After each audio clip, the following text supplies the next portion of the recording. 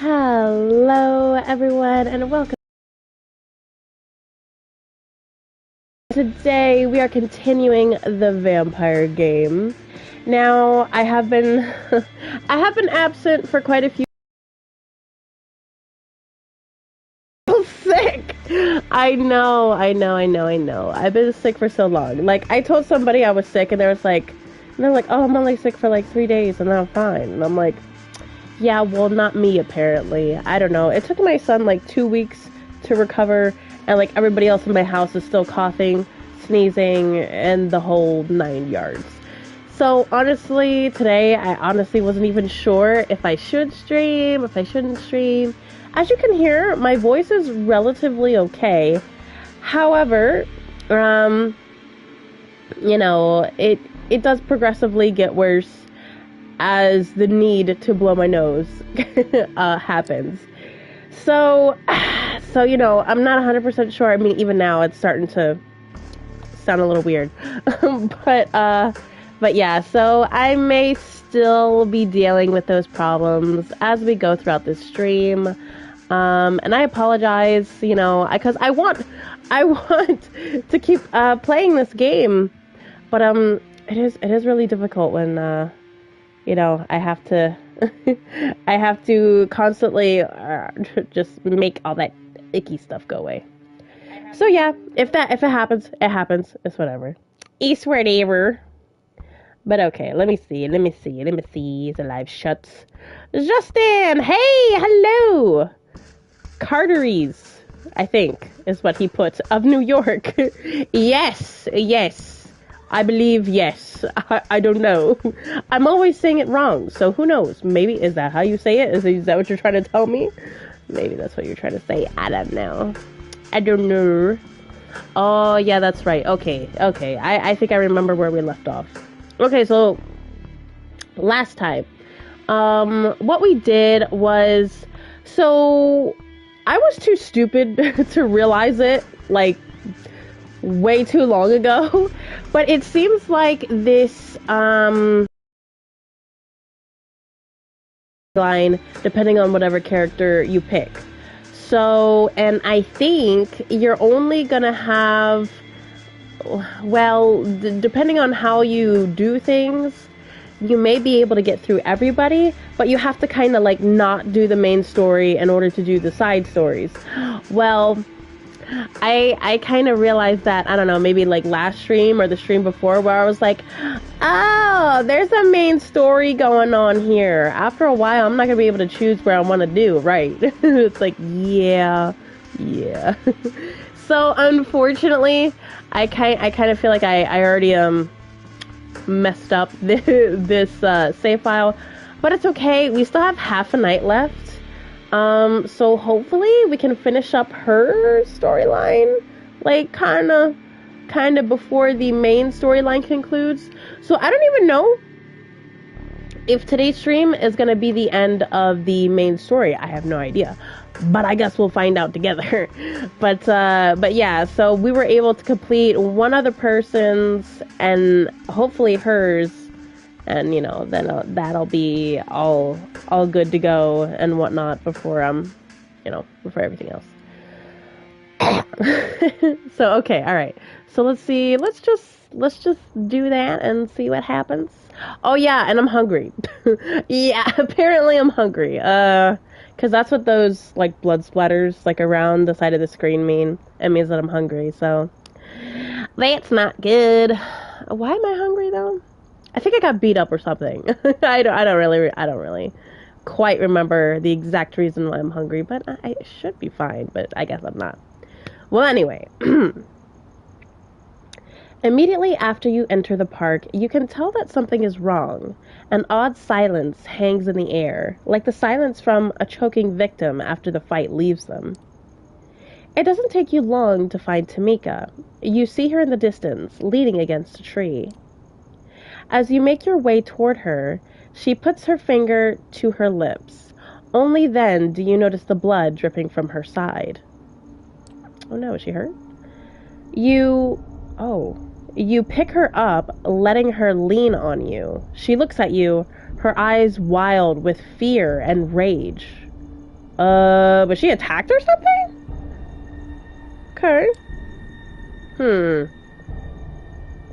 Oh no. Oh no. So like last in her storyline, we kind of attacked somebody else, and it looks like they kind of found her. That's not good. Philly cheesesteak. Hey there. Hope you're doing well. Hello, Philly cheesesteak. I know this is gonna sound dumb, but I still am a little sick. I know. I'm sorry. Hey, girly. Hugs. Hope you feel better soon. Thank you, Michelle. I appreciate it. Thank you. Philly cheesesteak says you're a good narrator. Oh, thank you. I appreciate that. Thank you. I try. I do try. All right. So she says, they're here, the Inquisition. They found us. Sorry, I know they didn't have much to it, but whatever. Ragul, he drew them away, saved my ass. He's still out there. We need to go. We need to help him. You sure you're up to it? You're in no shape to fight. Let's get the hell out of here. It doesn't seem like she's in any shape to fight. God, but can you really keep her from it? I don't know. Man, I hate how it's like every decision the game throws at me, I think way too hard about it. No. I need to tell her she's in no shape to fight. I mean, I guess it'd be reckless if I let her fight. You're bleeding out. You're in no shape to mount a rescue. Screw you! A jolt of pain makes her almost bend in half. Yeah, now you're proving my point. I'm going. You're barely standing, if you say so. Nah, man. She won't make it. She would die. You're barely standing. I won't let you get yourself killed. I'm going. You want to stop me? Might as well kill me now. Through sheer force of will, she manages to straighten herself up. Let's fucking do this. You head deeper into the park.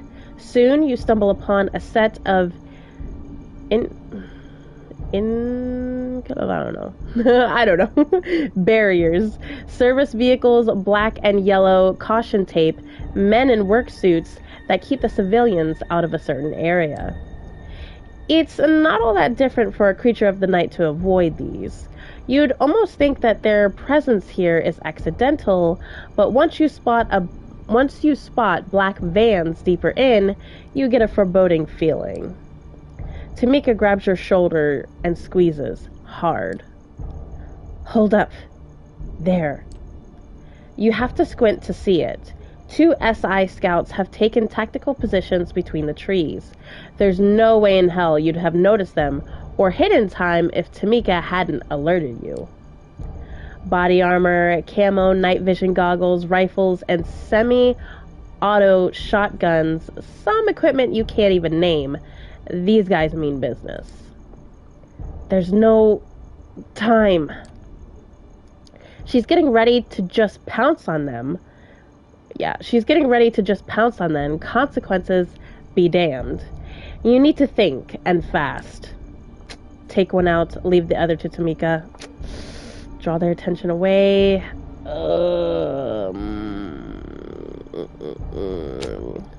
Kind of sounds hard. Hugs and well wishes. Oh, thank you, Philly cheesesteak. I appreciate that. Thank you. You're welcome, Sis Michelle. Thank you. Johannes, hi, Alley Cat. How are you? I'm sad because my best friend hated on me for no reason. Oh, Johannes, I'm so sorry. I'm sorry that's happening. I hope you guys can make up. But as for me, I'm doing all right. You know, I'm still a little sick, unfortunately. But hopefully it's not as noticeable as it has been the other past streams. So, I do apologize. Hello everyone. Hey, Zero. Hi, Cat. How's it going? Sorry. It's going good. You know, just kind of just trying to see if I can finish up this game. and hopefully without sounding like I'm dying. But how are you guys doing? Thank you guys for coming. Let's see. I guess I'll take one out and leave the other to Tamika. I don't know. Hold on. I heard a knock on my door. Okay. Okay, never mind. Tristan says not to worry about it. But okay. She's injured though. How's she gonna take the other one out? Man, I feel like this is a bad decision, but I feel like she's just gonna do it anyway. So let's do this one. Focusing your efforts, you head for the nearest opponent, letting Tamika take care of the other one. Your target falls before he's able to pull the trigger. A faint gurgle lets you know Tamika has done her part as well. Oh, wait. Oh, that's because I got him right. I don't know. You look over and see her standing over the rapidly cooling corpse of the soldier. She flicks her wrists, sprinkling the grass under her feet with the man's blood. It's a tie. All things considered, she seems to be doing all right. You keep on moving. Tamika gestures at the nearest patch of trees. Stick to the shadows. Take them one at a time. Sound advice. You take it to heart as you move on towards Tamika's haven. It doesn't take long for you to run across more of them. 3 operatives in full riot gear are running down a park alley, sweeping the area with barrel-mounted flashlights. Keeping very still and very quiet, you wait for them to approach.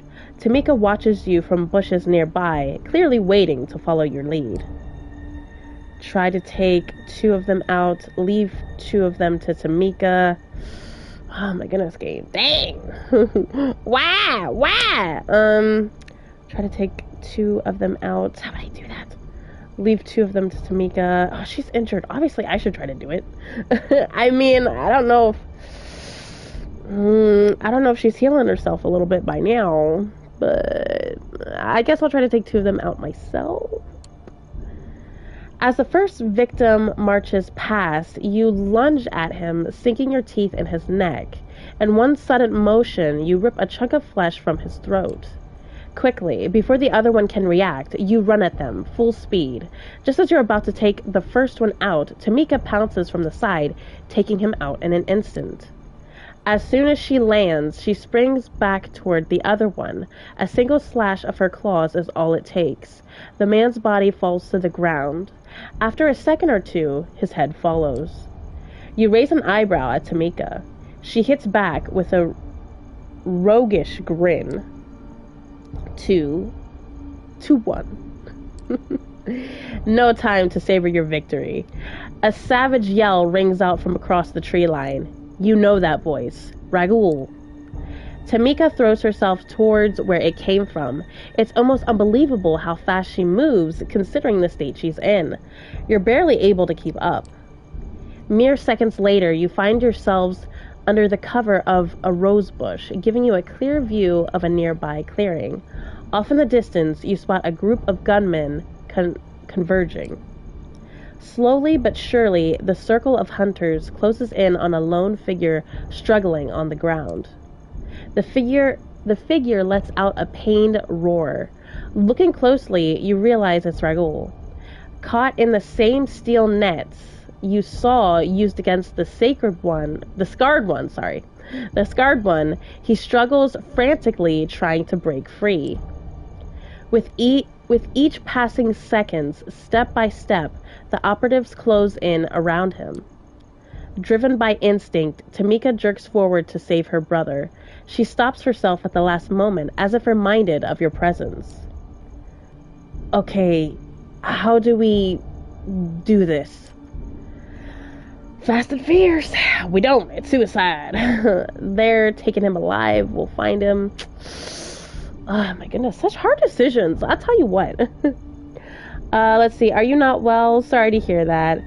Yeah, DJ. Unfortunately, I'm not doing the greatest. Like I have a really bad headache right now. But none of the medicine I'm taking is really working. So I'm worried that I might be taking too much medicine. So I'm trying to limit what I take, because I've taken ibuprofen, I've taken like Dayquil / NyQuil, and I've also taken my kid's medicine too, just to see if that would be different. It's not too much different. So I don't know. So I'm not coughing as much anymore, but I still have like some stuff going on in my sinuses. So it's like, hopefully, I did take medicine before this, but I don't know if it will work that good or not. So I don't know. I hope, at least for this stream, I don't seem like I do seem like I'm dying off stream sometimes. But it's okay. Hopefully, I'm getting better. Hopefully, I'm fine. And as far as I know, I don't have a temperature. So yeah. Let's see. So Fast and Fierce, we don't. It's suicide. They're taking him alive.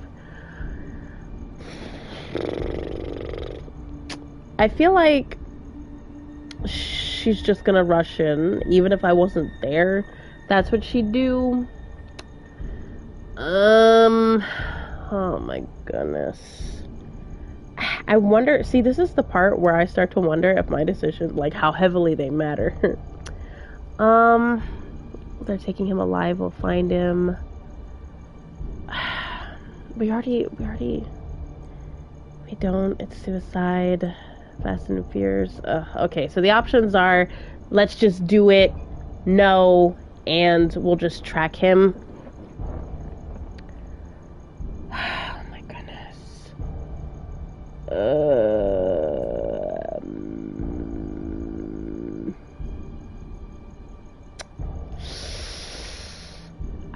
Gosh, why is this so hard?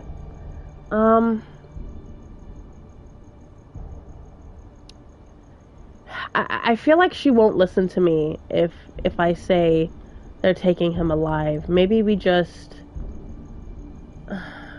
maybe we just do it. Decisions. You know what? I'm gonna go with the most reckless decision and see what happens. I don't know if we could die in this game, but I guess I'll find out. We go in fast and fierce, no messing around. Take him out as quickly as you can. Oh boy! She nods in approval. Yeah, I figured she would. Because I don't think she's gonna want to wait. That's for sure. Sounds good. You move in like a 2-person SWAT team, staying low to the ground before you finally make your first move. The first 2 hunters meet their death. Unfortunately, it's enough for the others to notice your presence. So much for the element of surprise. As 2 men turn towards you with their fingers already on the trigger, another 2 approach you, stabbing at the air with their cattle rods. Attack the gunmen. Attack the close combat hunters. So 2 men turn towards you with their fingers already on the trigger. Another 2 approach you, stabbing at the air with their cattle rods.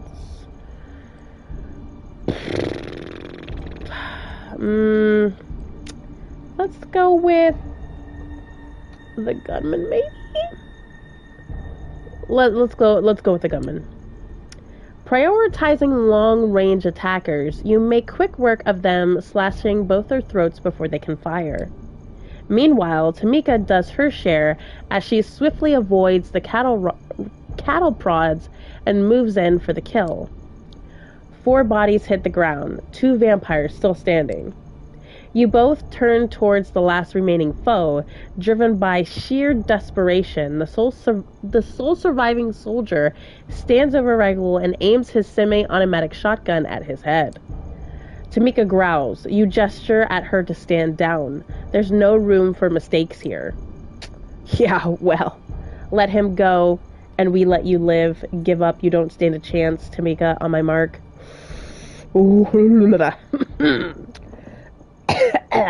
Let's see. God. Give up, you don't stand a chance. Let him go and we let you live. I feel like that might be the best, maybe the best decision.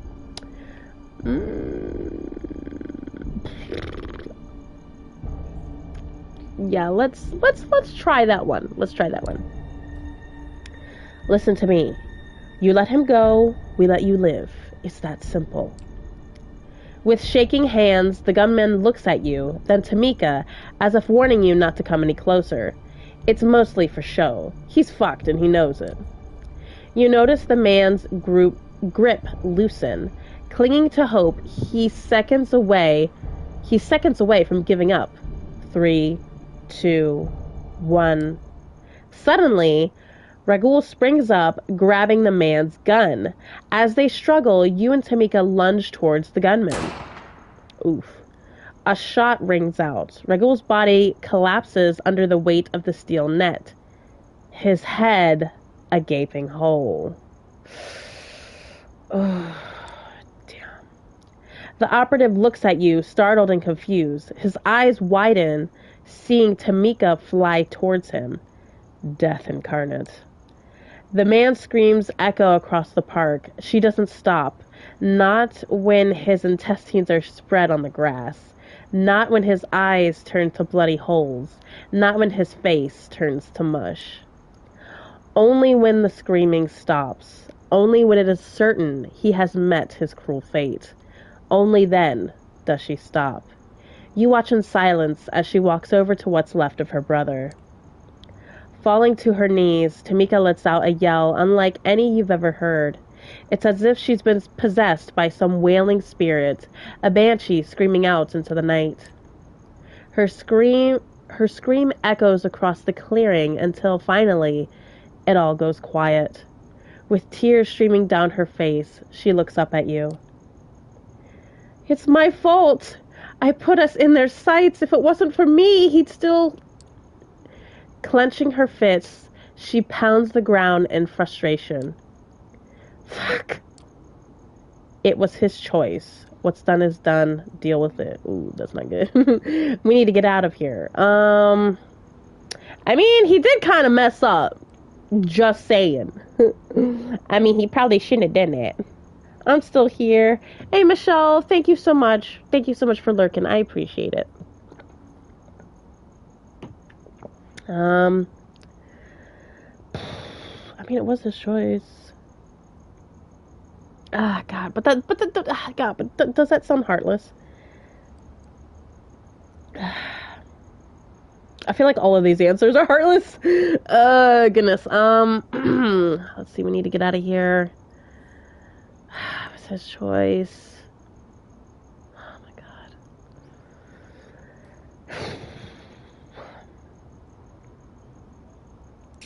I'm gonna just say it was his choice. I mean, God. No matter what, no matter what I say, I feel like it's gonna be pretty bad.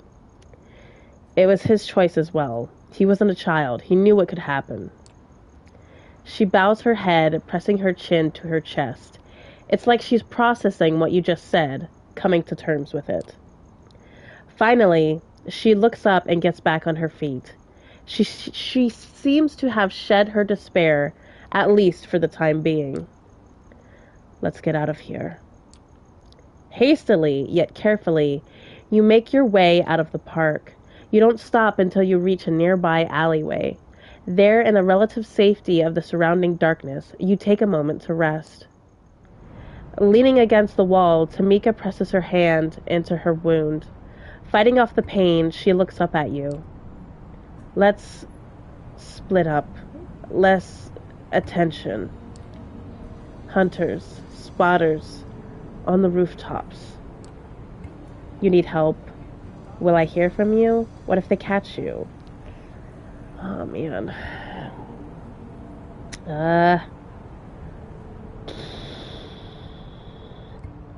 When will I hear from you? Yeah, I think that's the last thing you're gonna need to be concerned about right now.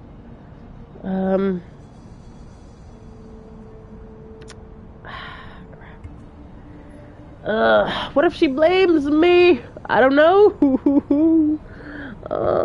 let's see. What if they catch you?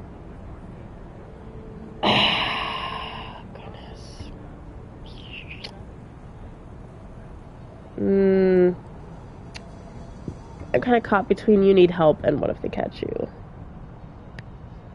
What if, I don't know. You need help. Maybe that will be better.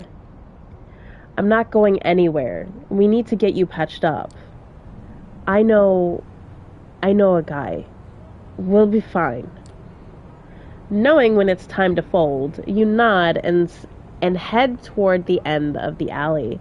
After several steps, you look back to see how Tamika's doing. You smile, noting her absence. Ooh.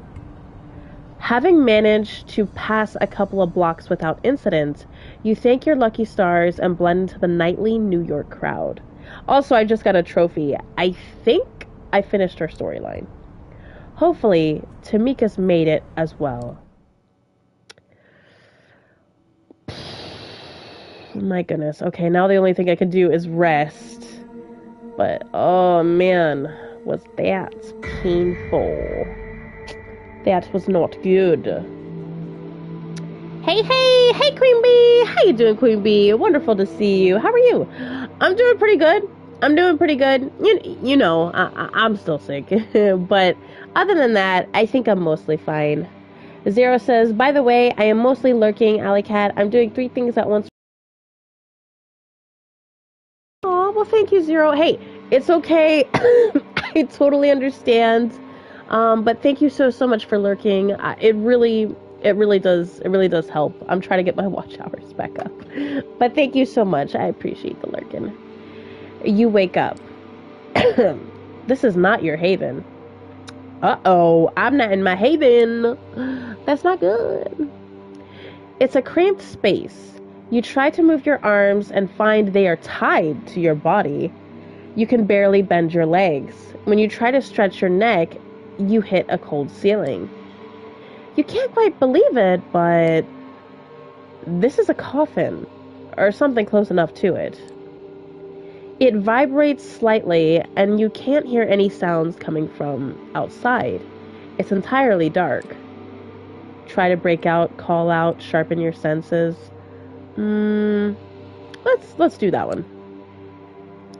You focus and divert your blood to boost your senses. You begin to deduce some details. The vibrations mean you're in some kind of transport, maybe a car. You can just hear the suggestion of an engine's hum. The cold interior is metal for sure. More sounds that you try to focus on. A male voice, an instinct, the crackle of a radio, the brakes of the car, an impact. The container jolts about. The car door opens violently. You hear a gun being cocked, a panicked scream. Oh no, that can't be good. Ooh, SI soldier, no! Operation compromised, engaging blank bodies. Oh wait, does that mean I'm taken hostage? Holy crap! Ooh, no! A deafening shot rings in your ears. Dazed, you return your senses to their normal levels. The ringing continues. The lid comes off. Where the heck am I? Oh, okay. Oh! We found you. Oh, snap! Wait, okay. Oh, no. Hey, it's Agatha! Hey, what's up? We haven't seen this guy in a while. Do we have them? Come on, get up. We gotta get going. Oh, snap! I wonder what happened. Seeing their faces is surprising, even more so in these circumstances. However, you realize the immediate danger and follow your companions out of the car and down a street in North Bronx. Ooh. The van has crashed into another car. A familiar face, that of Kaiser's ghoul, Jackie, stumbles out of the wrecked sedan and slinks away into the darkness before you can call after him. The three of you jog away toward the line of trees and take shelter under some branches, just as you hear a chopper approaching. Its searchlight illuminates the wrecked van and moves towards you. Hide, now! You see Tamika literally go underground, melding with the earth beneath her feet as if she was being swallowed up. You look to Agathon, who seems to be fiddling with a pocket mirror. He breaks it and suddenly disappears from sight. Well, you're left alone with just seconds to make your move before the spotlight finds you. Hide behind the closest tree, dive under a nearby bush, dash deeper into the park. Let's see, that's a good question.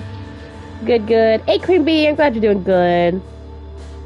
What's up, Alley Cat and everyone? Hello, how you doing? Storms, Cinema Storms? How are you? Wonderful to see you. How you doing today? Okay, let's see. Hide behind the closest tree, dive under a nearby bush, dash deeper into the park. Ooh, not really sure. I don't know, dash deeper into the park? I don't have any cool powers like the other people do. I mean, kinda. Not quite as flashy. But, well, yeah, let's dash deeper into the park, I guess. You take off before the light can reach you.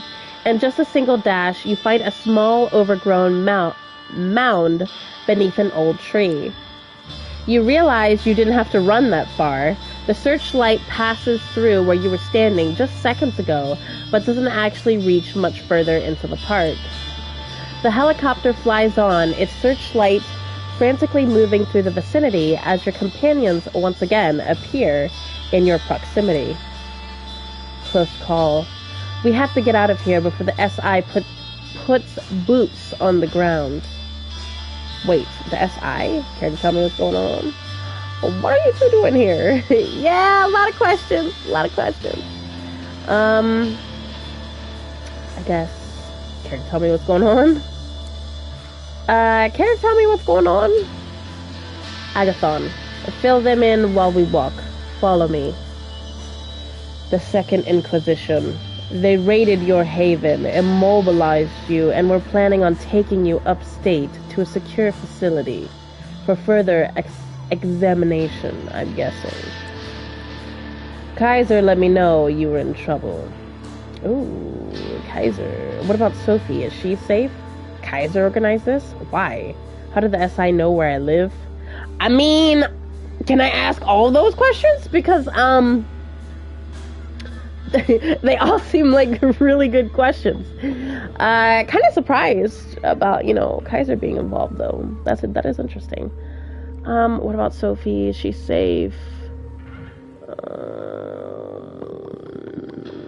But although maybe that might give me more insight as to what has happened. I am doing great. Just chilling. Hey, I'm glad you're doing great. Awesome. Chilling is good. Gotta lay back and relax. That's good. Let's see. What would be the question that would give me the most answers? You let me know that you were in trouble. I'm assuming maybe Sophie found out I was in trouble and then she arranged with Kaiser. That's my best guess. I guess I'll ask this question. I feel like maybe that's the best. Kaiser organized this whole effort? Why would he do that? Maybe your patron asked him for help? I'm sure she figured out you were in trouble. You're in trouble. Okay, our ride is here. Stay low. The SI might still be around. Kaiser's familiar car, oh, we're going to his car, stops nearby, and the back door opens. Your allies usher you inside and join you. Being inside this mobile fortress never felt like a relief until now. Hey, Fletchling. Miss me. Yeah, actually. Oh yeah, I missed you so much. Not really, but I'm glad you're here. Save it. What's the deal here? I feel like... goodness. Let's see. Not really, but I'm glad you're here. Perhaps that would be... that might be the best answer, maybe. I don't know. No, not really, but I will say this. I'm glad you're here. Well, I'm not overly fond of breaking leaks out of covert SI transport, so I consider this an investment. That was a civilian transport. No convoy, nothing. I expected more resistance. What? You wanted more to sharpen those claws of yours on? Don't worry, that might still happen. You might even regret it. Things are afoot, as the adage, I don't know, goes. Anyway, listen up, Alley Cat. You are here now only because I told your buddies that you were neck deep in shit. That van you were in, a one-way ticket to Hurtsville, Pennsylvania. I love that. I broke you out as a favor. Now you owe me. Big. I like how he says, obviously he means Pennsylvania, but he says Pennsylvania. I like that. I take special fondness to that because I come from Pennsylvania. That's where I was born. But let's see. How'd you know? Why didn't I wake up earlier? Did Sophie ask you to help? I guess these two questions I feel like are kind of the same. How did you know? How'd you know? How the hell did you know that the SI broke into my haven and took me away? Is that a piss-poor attempt at an insult, Fletchling? No. I've kept eyes on you ever since that little job you did for me and Nolita. You know, in case I needed you for something else. I had to know your comings and goings. That is true. I have a good idea why the SI hit you, Alley Cat. Not that there aren't tons of good reasons for it. It might have been one of these, for instance. The screens in Kaiser's car flicker, and each of them now shows a short, looped video. It's you, getting into a fight, feeding, using one of your powers. Really? Really? Really? Ugh. You haven't exactly kept a low profile, Fletchling. I get it. You're new to this. You didn't know better, yada yada yada. The fact is, the SI has tons of this stuff. Security camera footage, YouTube videos posted by onlookers, social media posts for victims, you name it. Like I said, though, I don't think any one of these did you in. Slip-ups happen. The reason I need you walking and talking, Alley Cat, is to test a hypothesis of mine. For that, I need you to finish what you were tasked to do. So, first things first. Here. He hands you a phone. The number has already been dialed. You hear the tone. Somebody picks up. Oh, it's Sophie. Oh, snippy. Okay. Who is this? It's me, Sophie. Kaiser, what the hell? Remain silent. I don't know why we're calling Sophie necessarily, but I guess we'll just say who it is. Hi, Sophie. How you doing? It's me, Sophie. Alley Cat, are you okay? They're fine and dandy. Kaiser, what are you doing on this line? What do you think? It's my phone your protege is using, so keep it snappy. Operating a secure network ain't cheap. Come on, Alley Cat, spit it out. Kaiser saved me from the SI. My friend saved me from the SI. I got captured by the SI. Let's see. I don't know. I don't want to insult him anymore. But, I feel like both of these are, like, taking a side. So, I'ma just say I got captured by the SI. That kind of sounds the most neutral, you know. Listen, I got captured by the Second Inquisition, but I'm fine now. S.I.? That's what I feared. I believe I owe you an apology. I brought this on you, in a way. I'm sorry. Ha! Now I've heard everything. Shut up, you scabrous, filthy piece of... Uh-oh, I think we've got connection issues. Hold up. Kaiser drops the call remotely. I do it. And then he waits about half a minute, after which he dials the number again without your input. Sophie picks up again. Got it out of your system, you fucking diva. Yes. Oh my goodness. Good. Keep talking. Alley Cat, the plan. We need to do it tonight. But if the Inquisition is involved and you broke out, they'll be looking for you, so we can't meet in public. I have a place in mind, but I can't give it to you while Kaiser's listening in. The Nosferatu just smiles. Call this number from where you visited before last we spoke. I'll come pick you up. She hangs up. And that's that. Yeah, we kind of gotten ourselves a little pickle. What is it you've gotten yourself into? I'm more interested in what our next move is. Your next move is keeping your asses seated in this luxury vehicle while our mutual acquaintance continues with her night. If my intel is worth a damn, your next stop, Alley Cat, is right about here. Ooh. The car comes to a stop and the door opens. Outside, you see the street leading to Solids and Stripes. Torquay's pool pub, yeah. Well, need me to kick you out? How the fuck do you know about this place? What about my companions? What if I don't want to do it? Nah, I gotta do it, so that's not even an option. I think, what about my companions? Otherwise, because obviously he knows everything, so... What about Tamika and Agathon? What about them? They're staying right where they are, and they're going to have a little chat. After we're done, I'm sure they'll find their way back to their havens just fine. The clock is ticking. I think I know what Sophie wants to do tonight, and if I'm right, tonight's the last chance you've got. If you want to say bye to your buddies before you go, that's fine by me. But that schedule of yours is pretty hectic, so you better do it now and scram. Thank your companions for help, say your goodbyes, give a polite nod.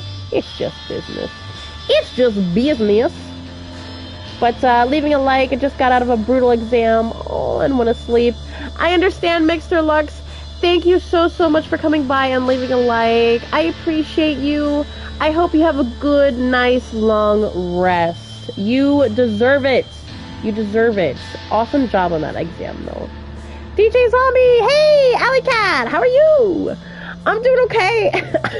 I'm still a little sick.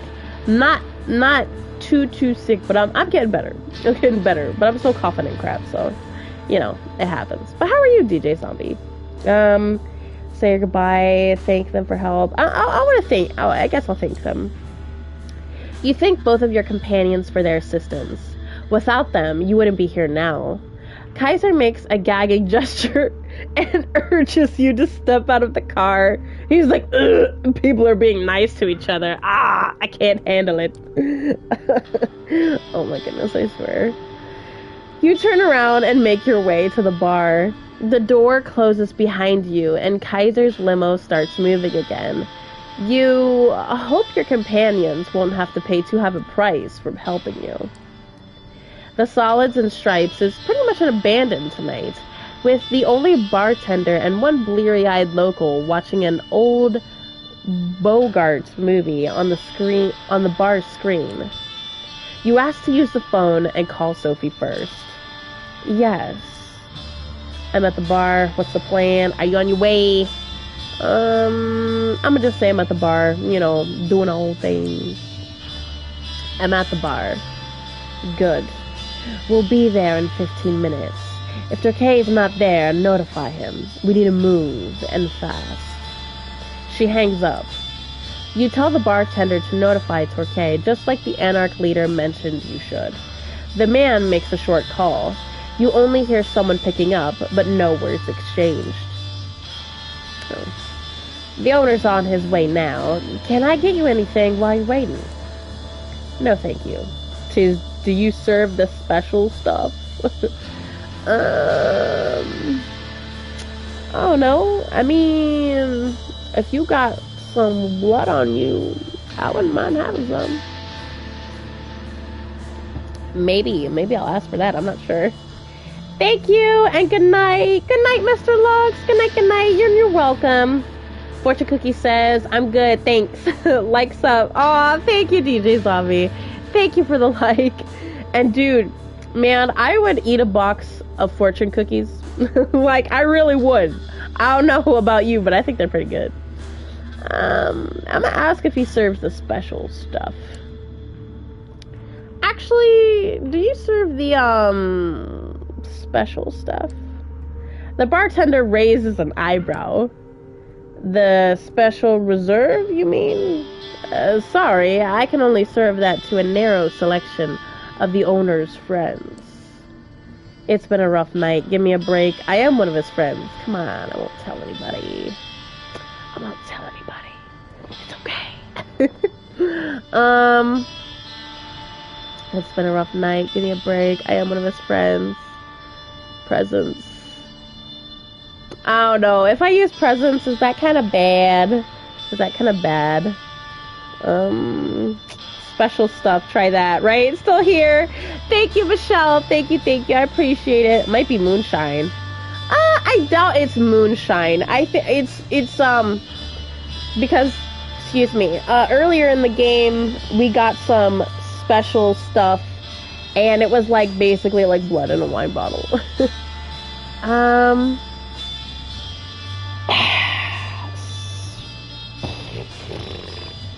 I'ma just say a narrow selection. Come on, I won't tell anybody. Just a sip of the good stuff. Yeah, okay, but just a little, okay? So they don't notice any of it missing.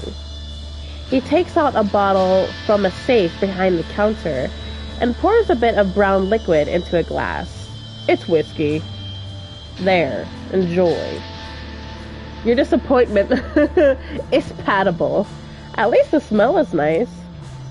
Turkey comes in some 10 minutes later without Mia. He tips his hat to you, puts a hand on the bleary-eyed patron's shoulder, and says something to him under his breath. They both laugh. Marty, how's the night going? Quiet, sir. Just how you like it, Turkey notices the untouched glass of a bit of whiskey in it that you persuaded the bartender to pour. For me, you should. And drinks the liquid, moving it around in his mouth before swallowing. He looks you in the eye.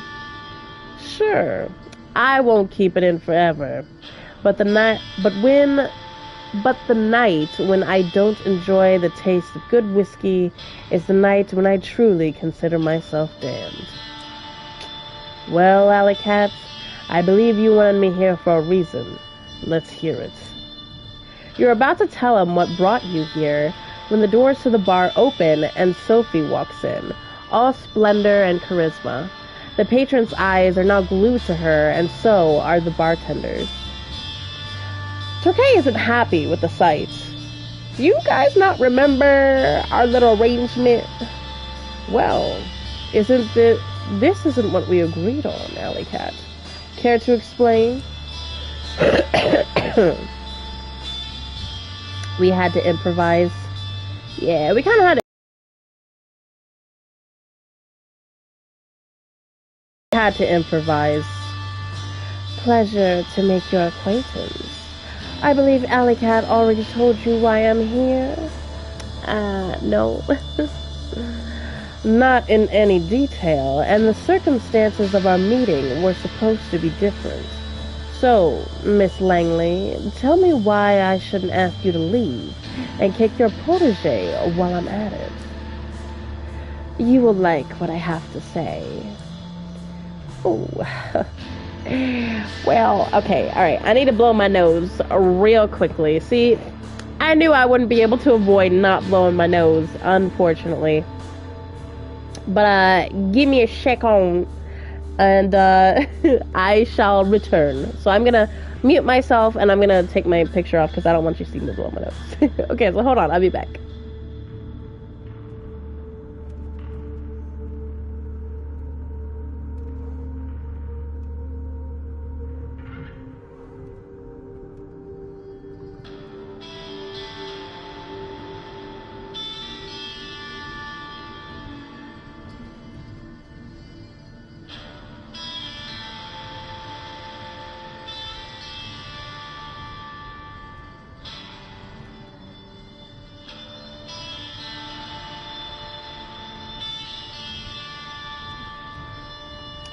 Okay, I'm back. I apologize, but hopefully that will be, one of the very few times that I have to blow my nose. But,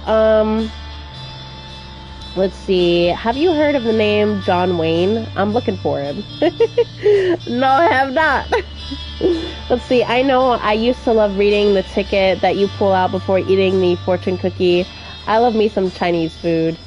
Yes. Yeah, I do like reading the little fortune too, DJ Zombie. I do too. It's fun. It's fun to see what it says. Yeah, I've heard that line 100 times, but 99 of those ended in somebody getting hurt. And that's not something I'm in the mood for tonight. We are wasting time. There is a unique opportunity we should take advantage of, and we only have an hour or so to discuss it before it will be time to act. My driver is waiting outside. Wait a goddamn minute. First of all, I'm not going anywhere without Mia. That was the deal. Second, it's Alley Cat who is supposed to do the driving, not your servant. Both served me, so it's really of little difference. The circumstances changed, and we had to adapt. Don't be stubborn. Foolishness does not suit you. I have a secure spot in mind where we can talk. I'll stop you right there. Torquay is seething, but he's keeping a lid on his anger. His voice barely changes. My conditions were clear. The way I hear it, you want to break each one of them. I see no reason at all to agree to any of this. I believe I'll be staying put tonight. You have places to be, yes? Torquay, you're throwing away the only chance you have at challenging Callahan. Don't be a fool. The lid comes off. Call me a fool one more time, woman, and that's not the only thing I'm going to be throwing. Ooh, Sophie, he's right. You're both acting like children.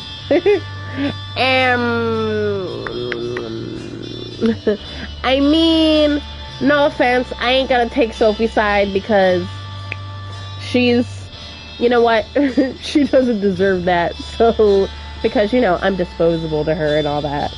So it's like, yeah.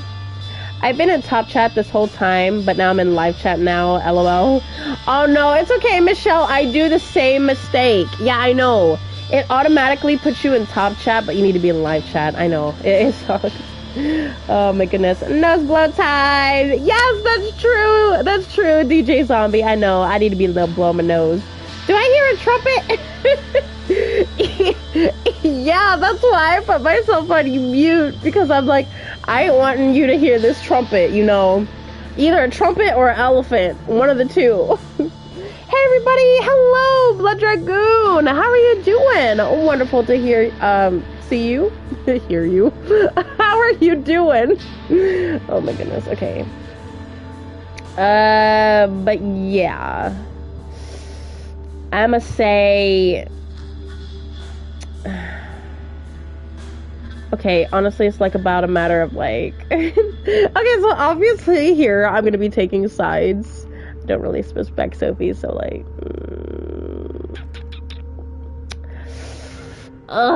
This is hard because obviously if I take his side, Sophie's gonna be like, and if I take her side, he's gonna be like, what? You know, so I don't know. I'll take his side. Sophie, Takei's right. This does sound like a setup. I wouldn't trust you either in this situation. You dare? Yes, I dare. Oh! Bitch, I swear. She slaps you fast, hard. The sound reverberates in the mostly empty bar. Takei smiles. See, Alley Cat? That's the cam in a nutshell. You obey them to the ladder or they put you in your place. I mean, it's true. It's Sophie who's seething now. Oh, shit! I don't have any more time for the charade. Fine. Stay here, both of you, if that's what you want to do. What I was thinking, risking my reputation for you, Alley Cat. Ooh, shots! Shots break the front windows, and a flashbang goes off in the room, changing the bar into a space of white light and ringing noise. You feel somebody tugging at your back, and are thrown behind the bar. More shots ring out, bottles break, the TV shatters into pieces, the wooden bar splinters. Your sight comes back, and you think you've gone deaf, but suddenly the room is silent. You see Takei beside you, and Marty, the bartender, bleeding out on the floor. You look over at the bar. Sophie is standing there, her dress partially tattered, a visible hole in her leg. She is like the heart of a supernova, entrancing, unavoidable, beautiful, and terrifying. In front of her are 8 operatives, looking like a private military force, just standing there, paralyzed by Sophie's magnificence. Takei, are you still there? Yeah. Would you kindly show your guests some hospitality? Sure thing. The Anarch is gone in the blink of an eye, and he reappears next to one of the soldiers. The armor-clad operative's head disappears in a puff of blood and bone. The same thing happens to the second, the third. You hear the radios go off on the other soldiers' shoulders, a panicked voice pleading them to wake up. The fourth head pops, the fifth. They finally realize what's happening, but it's too late. The 6th man is beheaded by what you now see as Takei's bare-fisted punch. Takei stops by the 7th man, rips something off his neck, and bites down. Sophie walks over to the last man and has him kneel in front of her before biting as well. On your right, a man in full body armor emerges from the back door, raising his assault rifle. What the fuck? Grab his attention, disarm the soldier. Disarm him! With a rush of speed, you take hold of the soldier's gun. He's too surprised to hold on to it. You turn it on him and shout the first thing that comes to your mind. Oh god, please don't be something stupid. On the ground, now. Oh my goodness. I am such a fledgling. A combat knife crashes through the soldier's visor and into his skull. You turn around. Takei is grinning. He mouths something under his breath. You can hear the exact words. Still got it. Langley? Sophie wipes her mouth of blood and looks at him. That meeting's still an item? Yes. I'll take it. Well then, good. Splendid. Takei walks behind the bar and checks on the bartender. You see the Anarch open his own wrists and feed blood to the wounded man. Drink up, Marty, and it'll make you feel better. Get the hell out of here and wait for Mia. She's coming, and she'll know what to do. Takei. Yeah, coming. Take the back door. Alley cat, come on. You slink back into the alley behind the bar, leaving 10 bodies and one grievously wounded ghoul behind. Nobody stops you from circling around the block and finding your way to Sophie's car. Let's see. I'm doing good. How about you, Alley Cat? I'm doing mostly good. Thank you so much, Blood Dragoon. Zero says, well, now I'm down to one conversation and your stream now. Awesome, Zero. Awesome. But hey, no problem if you still got alert. No problem. This game right here. I know, right, Diaz? I know. Hey, Diaz, how are you doing? Thank you so much for coming. I do appreciate you being here. Gregory drives away casually, as if this was just another late-night drive, and not the crowning of a desperate, complicated evening. The sense of irony is just overwhelming. You know what? I wonder if I ever get to find my maker. I'm, like, really curious. The place where Sophie brought Torquay turns out to be the very same apartment in which you were embraced. The way she explains it, the vampire who owned it left the city a few years ago and gave away spare keys to a few trusted compatriots or whatever. It's been used sporadically since. Fancy. You like it? It always felt too modern for my taste. But what's important is that it's secure. As long as nobody followed your car here, or the fletchling, trouble follows this one wherever they go. Even if that's the case, we have very little time to conduct our business here anyway, and we'll be leaving soon, I hope. So let's begin. Finally, this better be worth all the trouble. Stay silent. I better stay silent while the adults talk about it, because, you know, I'm just a baby vampire. You look at Sophie, excited. Finally, you will learn what it is that you've been working towards for more than a week, and what it is that Kaiser wanted you to participate in. I have it on good authority that Boss Callahan is bloodbound to Prince Panhard. Wait, that he is bloodbound to Prince Panhard? Really? So that means he was potentially made by her? Torquay sucks in air loudly. That's an accusation and a half there, Langley. Got proof? No, but we're just a boat ride away from getting it. What is that supposed to mean? Alley Cat, the address that I procured from Kaiser was the meeting spot for Panhard's and the Baron's regular sharing of blood and other bodily fluids, if the rumors are true. Wait, Kaiser knew about this? Is there anything that insufferable clump of dead skin doesn't know in this city? He knows things, but only shares them if you pay. Neither the prince nor Callahan can touch him. He's too useful. So Kaiser knows you wanted the address. Aren't you afraid Kaiser will betray you? Kaiser said saving me was in his interest. Interessante. Huh. I wonder if I'm special in any way or form. It's very interesting. By the way, Allie, I recently started playing Death Stranding, a game I didn't think I would like, and now I'm freaking hooked. In just 2 days, I was like level 111 elite mover. Holy crap, Zero. Dang. Yeah. Like that's a game I believe I wouldn't like either, to be honest.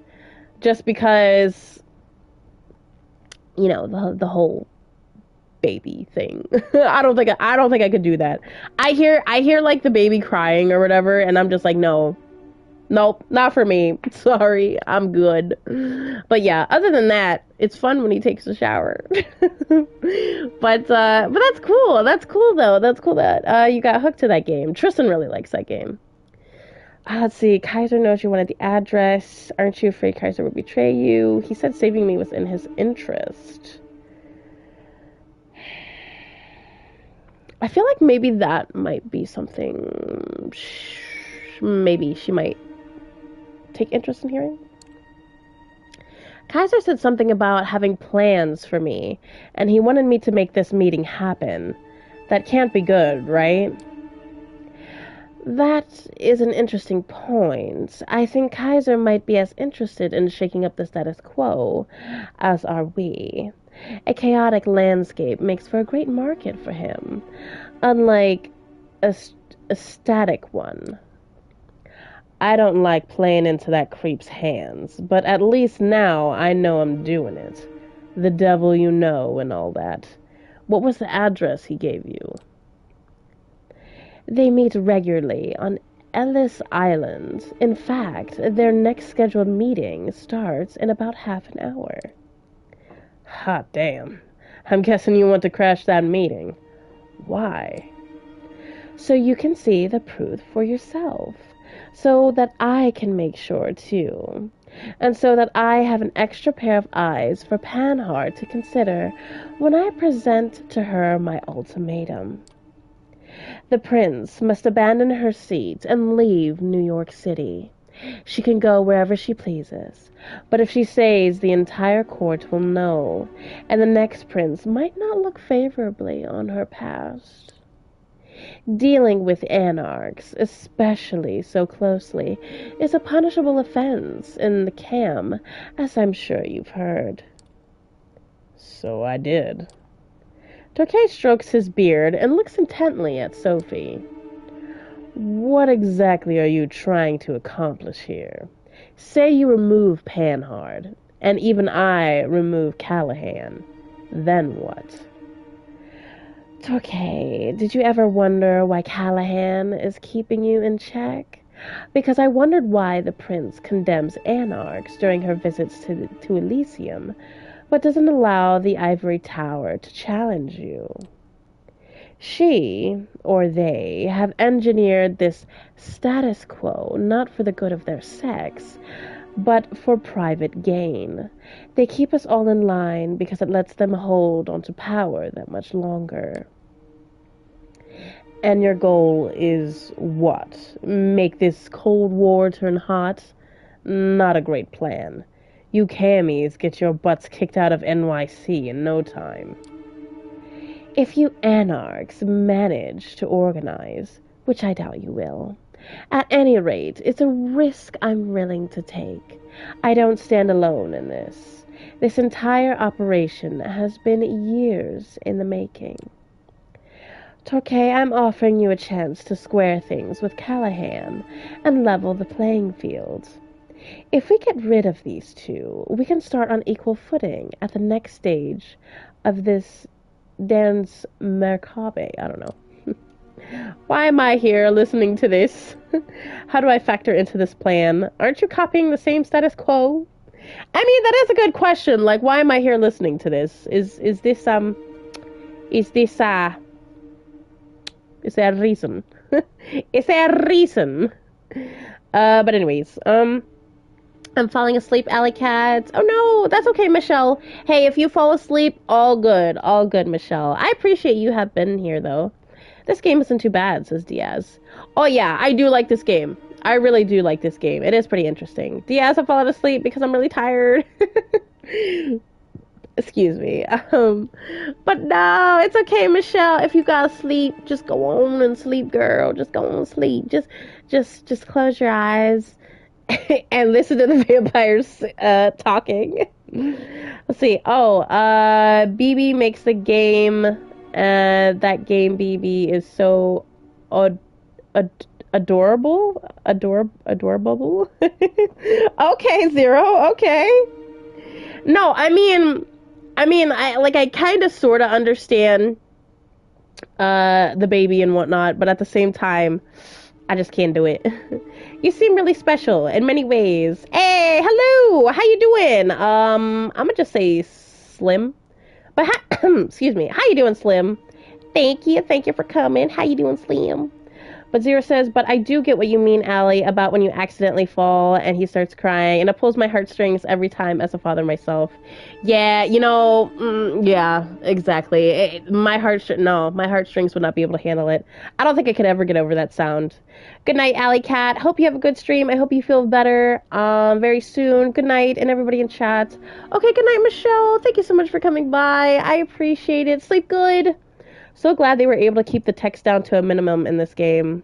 Oh, really? Have you played this game before, Slim? Hey, the reading is good. Oh, thank you. Yeah, I really like. I think it's written pretty well. She sounds great, but a little bit long in text. Yeah, no, I hear ya. But I think we're at the I think we're basically at the end of the main game here, so I really have no idea what's gonna happen next. Oh, I'm not sure. But okay, let's see. Why am I here listening to this? How do I factor in this plan? Aren't you copying the same status quo? I feel like it's how do I factor into this plan? Because honestly, they could be having this conversation by themselves. Like literally, like why am I here? So, yeah, let's go with that. Do I factor into this plan at all? Yes, we will be taking you with us. Sorry. My goodness, sometimes I can't read. But anyway, okay, let's try that again. But yes, we will be taking you with us to I think Elis Island, something like that. Both as another set of eyes to witness the prince and the baron in the act, and as a bit of added security. I don't think Hellas or Callahan would dare lay a finger on me, but they will not find me unprepared.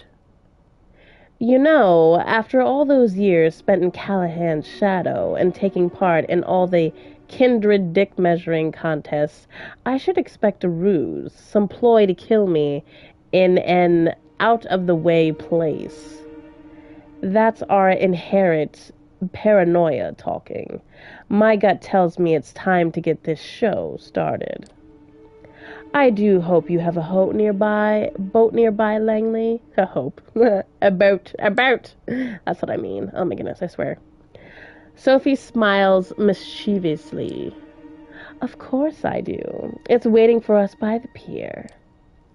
Lead the way then. Moonlight's burning. The three of you leave the apartment and walk toward the pier. Nobody seems to be following you.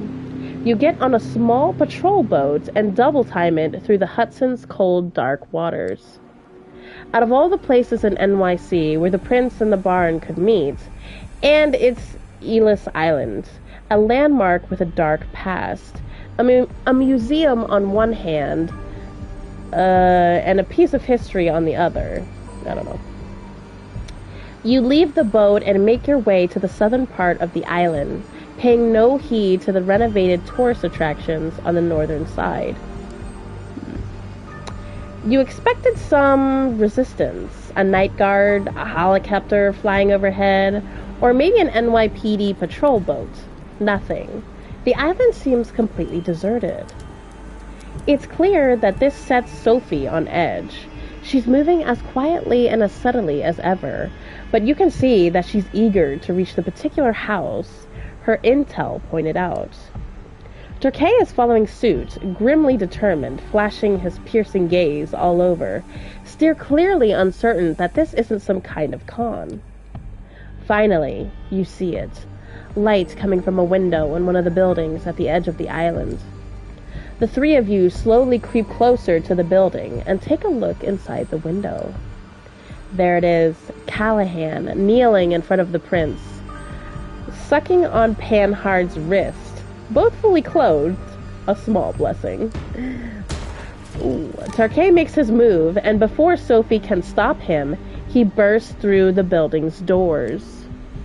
It all happens very quickly. He grabs Callahan by the shoulders and throws him through the still open door. Callahan hits the ground, hard. Turkey appears on top of him and starts punching. You fucker, you piece of shit.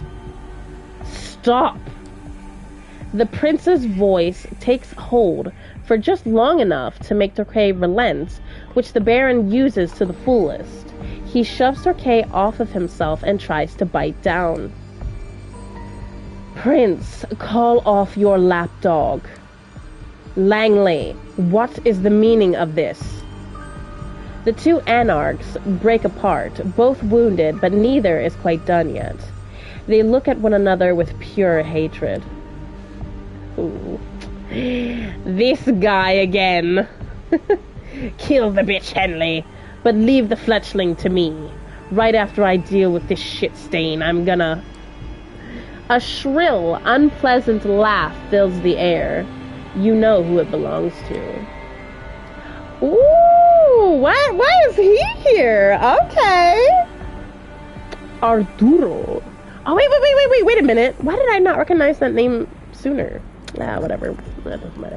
Anyway. So entertaining. Truly.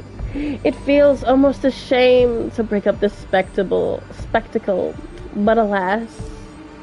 Thomas. Who the fuck is this joker? Yes. I don't think we met.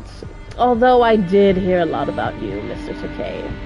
My name is Thomas Arturo, and Callahan uses this moment of uncertainty to strike.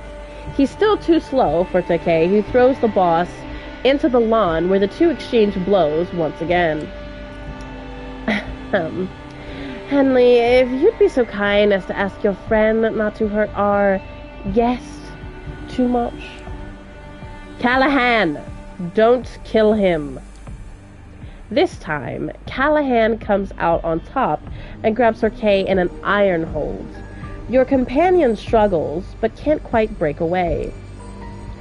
I will not be denied, Henley. Not this time.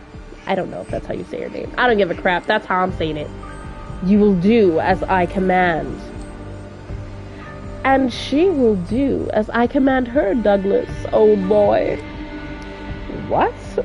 What? Excuse me. What? Like I was saying before I was so rudely interrupted, I feel like I need to break up this little spectacle. It's been going on for much too long. You think you're so smart, Langley. You and your cliche, your clique, figured out that there was something fishy going on, all on your own. But you were always working with just a piece of the puzzle.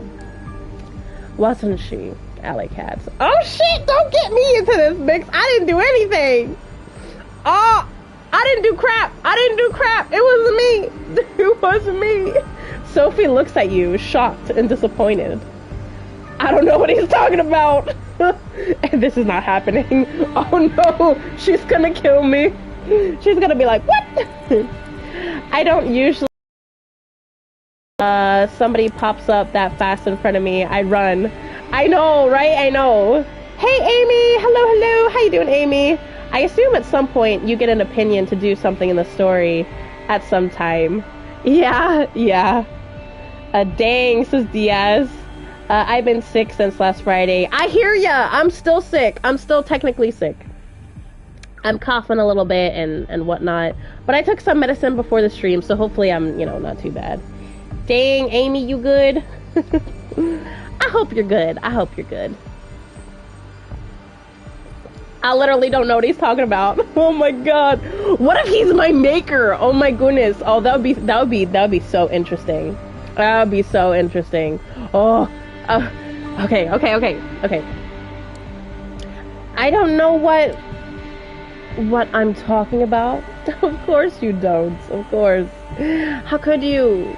Only I knew. And your sire. They're both the one who agreed to embrace you after some negotiations. Ah! He knows my sire! Oh my goodness, what? How could you? Only I knew. And your sire. What the hell is literally going on? Holy crap. You hear a scream and a curse. It's Callahan. Those arm has been nearly ripped off his body. Torquay breaks out of the Baron's grasp, but doesn't continue the attack. Instead, he's at the edge of the water in the blink of an eye and disappears into the Hudson. The only trace left of him is his fedora. Wait, why'd he leave, though? I don't understand. Another actor going off script at the very end. No matter. Let him bring us some amusement now that the production is almost wrapped up. He'll reach his allies. He'll tell everyone of this. Henley, even if we naively assume his nights aren't numbered now that he's in the SI's sights, the show must go on one way or another. Won't hurt to encourage leaks and speculation. Sophie looks at you. How could you, Alley Cat? I saved you. Ooh. Arturo suddenly appears next to her and slaps her in the face. Langley. What happened to your self-esteem? You can't really think a simple naivete has outplayed you. Or maybe this oblivious act is your way of groveling for mercy? Thomas, what? You thought that being an expert chess player would always be enough. You never realized that the people at the top simply flip the chessboard over and punch you in the face whenever they don't like how the game is going. He motions to the remaining kindred. But the thing is, you weren't even adept at playing the game you knew. Alley Cat, just another pawn, placed on the board by my associate. You thought that they were your piece since you took them in. But who gave you that idea? You returned to the night where you were judged by Prince Panhard, the woman in red, Sophie, somebody speaking to her, a man in glasses, the man standing before you now. This is cruel. We know what's going to happen. If only somebody would speak up for the poor child. They would be a useful tool for the cam. Terror creeps into Sophie's face. Of course. Those are not the words you heard, were they? No, you were already grasping for some opportunity to further your scheme. I put the bait out, and you took it. Hook, line, and sinker. After that, it was only a matter of time before you started using Alley Cat as your errand boy. No one is quite as easy to track and monitor as a naive fledgling who's just learning the ropes. What is it you want, Thomas? What do I want? Oh boy, the answer is so simple, but so hard to put into words. Unstable stability, cutting-edge tales and thrills and intrigue that push it to the limit and then return to you, to the tired and tested status quo, gently, infallibly.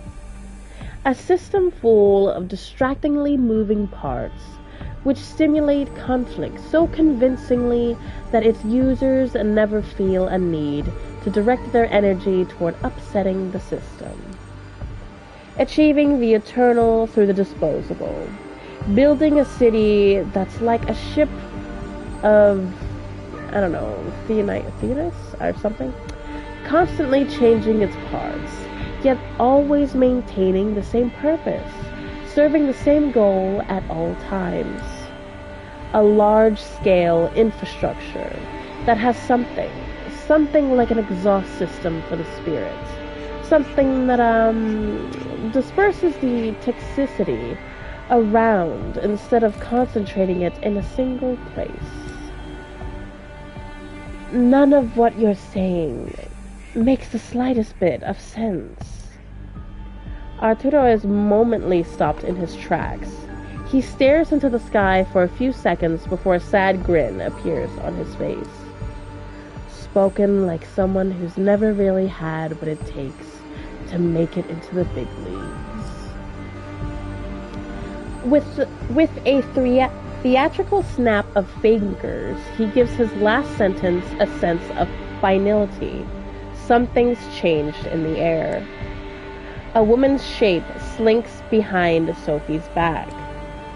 Goodbye, Sophie. A person appears behind Sophie. You can't believe your eyes. It's Adele Davis, holding garden shears in her hands. Warn Sophie, apologize to Sophie, push Sophie out of the way. Oh, God dang it. Holy crap. This is getting a little crazy. Take him out. Take him out. It's your maker. Actually, my maker's not there. I don't think he's my maker. Somebody else is my maker. My bro sat on my last one. It looked great too. Oh no. Oh, I'm sorry. Fourth wall breaks his Deadpool job. Totally. I know, right? I love his fourth wall breaks. I love fourth wall breaks in general. Oh gosh, what should I do? I feel like Sophie might die regardless, but still, I don't quite understand what the heck his plan is. And somehow the SI is involved in this too. Goodness. I guess we should try to push Sophie out of the way. I don't know. Maybe she'll still be of some use to us. I don't really know. I don't know. Maybe she won't care. But anyway, let's attempt to push her out of the way, I guess. You take off and rush towards Sophie. You only take a few steps before a figure blinks right next to you and pushes you away. Arturo. Yeah, it figures. That sucks. She's gonna die, isn't she? You hear the shears snip. Sophie's red hair conceals her face as her head falls, separated from her shoulders. Silence. Arturo's unpleasant laughter erupts right next to you. Oh, Alley Cat, your career is moving at a breakneck pace, moving up and up and up. Let me congratulate you on your promotion. You killed her. What do you want from me? Are you going to kill me too?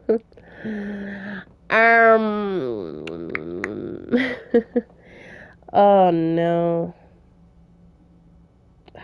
Goodness. Man, I can't believe that. I don't know. I guess you say, what do you want from me? What do you want from me? What's the rush? I was about to get to that. Helene, I don't know. Feel free to leave us and take Baron with you. Thomas, I don't think you should. Shush. You're just being jealous. Aladdin, I don't know. Escort the prince and dear old Douglas, please. Oh, that chick! Oh, snap! Wait, what? See, I didn't quite remember her name. Sure thing, darling. Oh my goodness. If you don't remember, that was the girl who was stalking me, and she wanted to try to have a relationship with me, and I was like, nah, I'm good. And she's like, no, it's okay, you know, like, we can like do stuff. And I was like, no, thank you.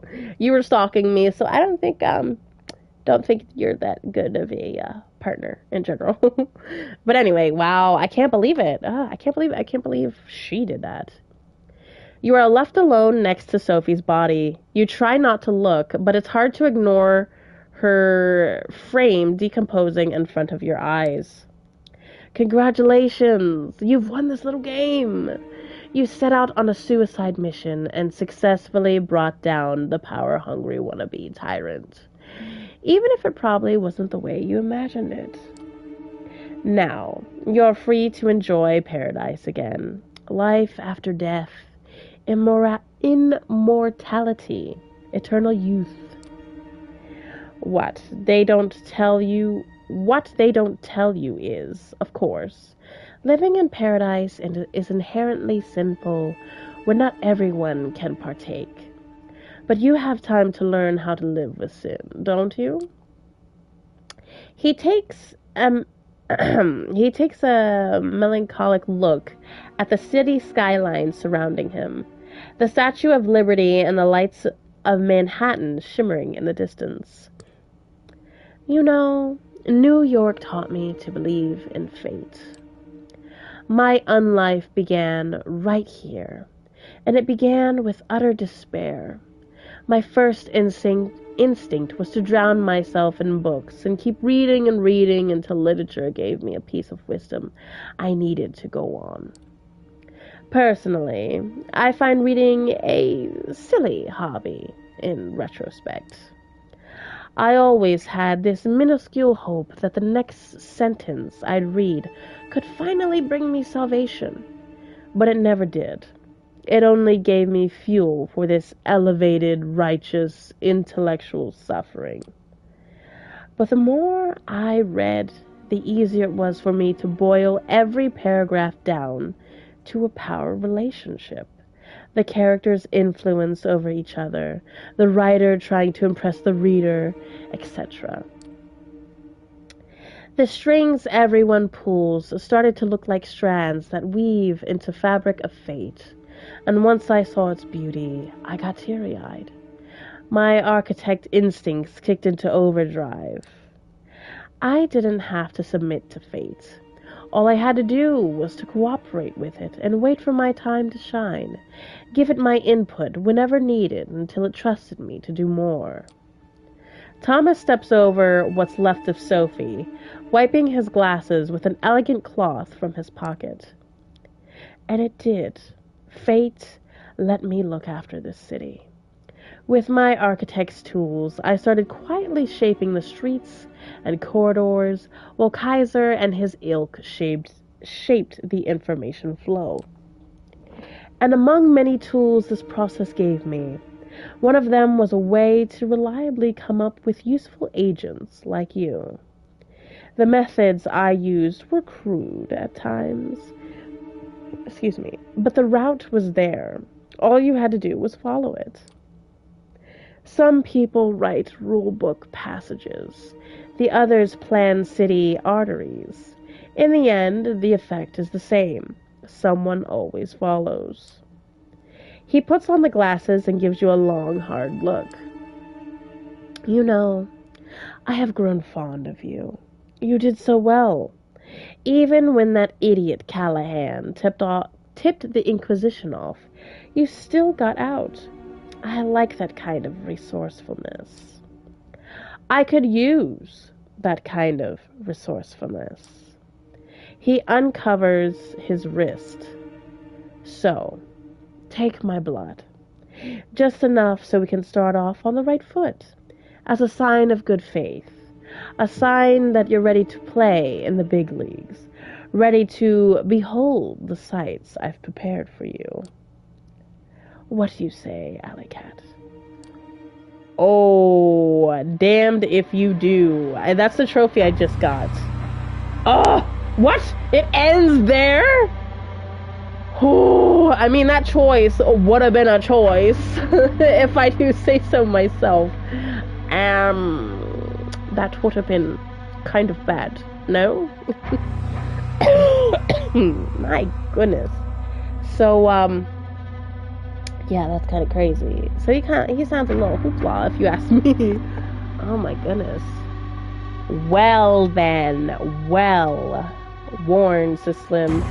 Zero says, oh, I was wrong, Allie. I had the game 4 days, but only played a few minutes the first day. But the last 2 days, I made 125 Master Mover, and I just now made 132 Master Mover. Holy crap! Zero, dang! Oh my goodness, that is a lot. I don't know how long it takes to get there, but I assume it does take a good amount of work to get there. So about Vampires Lore, my first vampire RP whatever PP. To the whole vampire Brazilian community and their incredible support. All that's cool. Sorry, just reading some of the stuff that goes by. All my love to my partner and my dog for their endless support. Oh, that's cool. Vampire Lore, let us go. Thank you for playing. You're welcome. I enjoyed it. It was good. It is well written. I like it. I do like it. However, the game's not necessarily over. And hold on. I'm blow my nose. I'm gonna blow my nose. So give me a second. Ooh, okay. So yeah, hold on.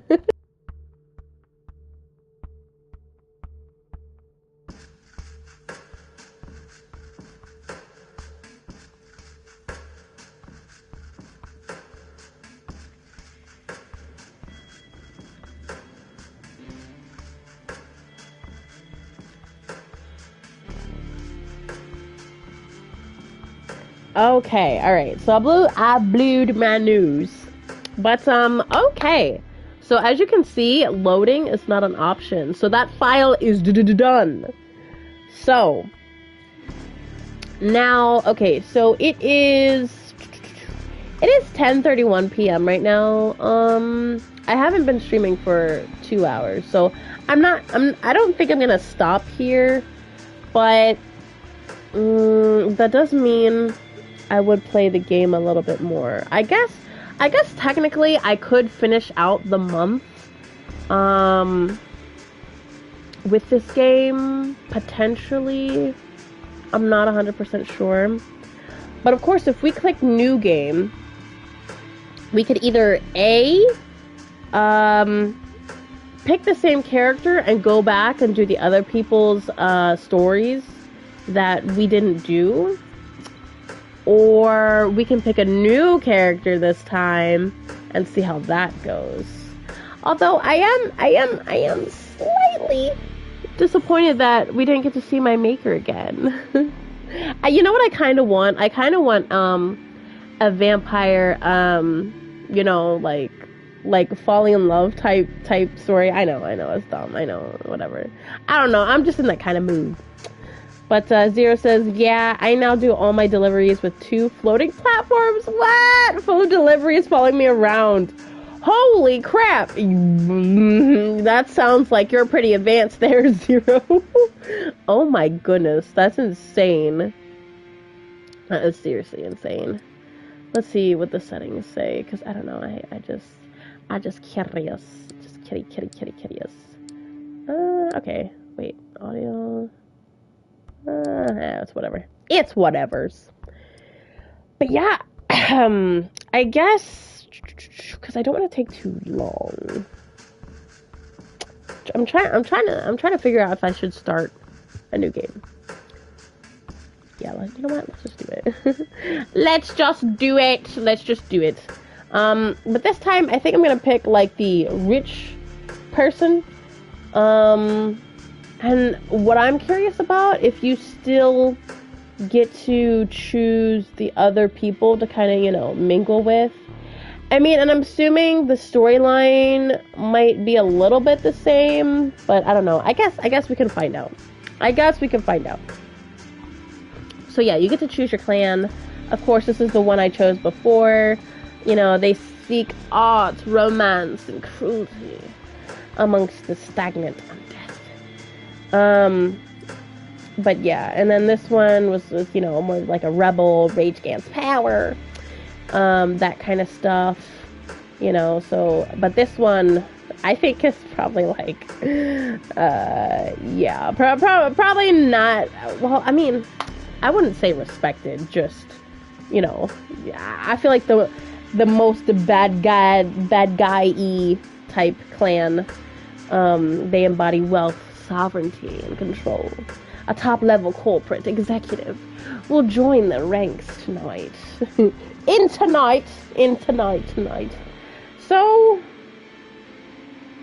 yeah, I think I want to be an executive. I wonder how it will start. Amanda. No, my name is not Amanda. My name is Alicott. Oh, wait, hold on. Okay, there we go. Okay, wait, hold on. No, I'm not A. I'm Alicott. Okay, there we go. Alicott, yay! Okay, there we go. We won't put GTZ, it's fine. But yeah, we'll just do that. So I wonder how it will start this time. I'm really curious. Because when we chose the art person, we were in like an art gallery type thing, so. Okay. Oh, wait, so that makes me wonder. So this guy right here, he must be Thomas. Because, I mean, obviously, just from this first line, New York taught me to believe in fate. That's gotta be Thomas. You cannot tell me that's not Thomas. But yeah, that's gotta be him. But who's he talking to? That's a real question. Had you asked me about fate back when I was human, I would have told you it was just a superstitious bullshit. That we were all designers of our own destinies. I know we probably already read this, but I'll read it again. I don't really care. That belief shattered when the richest woman in the United States, the actual richest one, not the face you could have seen in the papers, of course, sank her teeth deep into my neck. It happened in the very same place you're standing right now, by the way. Fate, you decide. Please, there's absolutely no need to be hostile. Just listen a little longer. See, my mistake was that I flew too close to the sun. It makes sense that my punishment was never to see its glow again. I was incandescent myself. I was hot shit. I had it all. Money, looks, confidence, connections, men, women, a career, and a spark in my eye. The one you need to be born with. And that's when someone far more powerful than me saw my radiance and thought, that won't do. She robbed me of the light erupting from within and gave me a subtle, enduring gleam in its place. She decided that would fit me much better. She was a 9th generation kindred, just like you, an apex predator. She probably enjoyed teaching me the peak of human excellence, my real place in the food chain. It's such an eyesore when you look at some of the loudmouth braggarts, I don't know, and see them for all they really are. The temptation to teach them a lesson can be unbearable, right? Well, my sire's lesson was a lesson about fate, a message saying you're eternally doomed to be at the mercy of your sovereigns. It almost drove me to destroy myself. What saved me was the ability to reinterpret her teachings. Hers wasn't a message of doom. It was a message of hope. Fate exists, and one can shape it if given the right tools. My sire didn't believe my tools were fitting for the job. She considered them toys, and me, just her amusing subject. Well, she's deader than dead now, and I'm still here, standing right where she stood when we first met. You might have wondered how I learned about your arrival to JFK Airport. My answer is, of course, destiny. As luck would have it, today happened to be a day some of my associates were inspecting the coffins. Driving you here straight from the plane, having you wake in such an unfamiliar place was a little desperate, and I do apologize for it. But it is so rare for you to visit New York. 3 times in the last 15 years, was it? And you're never eager to inform me you're here. I understand you still have that meeting on 53rd Street later tonight, so I'll provide a comfortable transport. I value our relationship, very much. Don't get me wrong. But it is precisely because I value it that I'm going to ask you to repay the favor you owe me. You're the only one I trust to do the job well, and without attracting attention. You must think I'm crazy asking you to breach the rules of our society like this. You must think it's impossible to get away with it if unpunished. But this is New York, and I don't know about other cities, but in this one, fate really exists. And right now, it's smiling in your favor. Ooh. Okay, let's see. See. This is how it begins. Ooh, look at us. Where are we right now? Your phone rings. It's your boss. Again. The setting sun that filled your high-rise office an hour ago is gone. The city looks like an ocean of light from up here, spreading for miles to the north. You pick up. You were about to call it a day, forget about the world of fintech, and decompress at home. No dice. One of the investors wants to meet you. His voice, as always, the perfect mix of authority and sleaze. He'll come by your office in an hour. You look at the clock. An hour? He's got to be kidding.